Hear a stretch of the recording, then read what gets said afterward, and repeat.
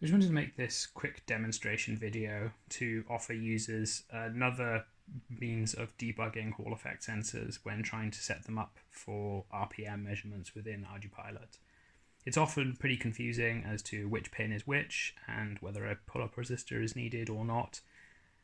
The current example that we have for sort of helping to debug this uses an Arduino. That's not something that everybody necessarily has on hand easily to them. So this is just another way of debugging to kind of get it to work. The objective here is I just want to show you what it looks like when it's working correctly. So then you have a benchmark to compare to so that you know concretely that the pinout and is correct on your Hall effect sensor. So in this setup, the key bit here is the multimeter.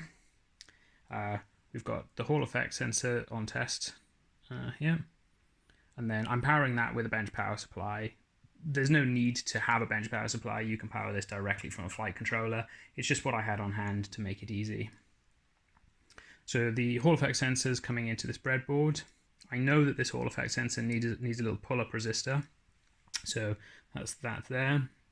And I've got ground from the power supply, 5 volts from the power supply, and then the voltage measurement from the multimeter, then on the rightmost pin.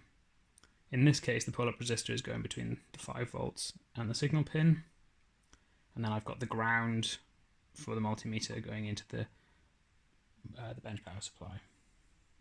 So to test that it works, all I have to do is put my magnet in front of the Hall effect sensor, and you can see that the voltage drops. Take the magnet away, voltage comes back to 5 volts. Put it there, drops down to almost nothing.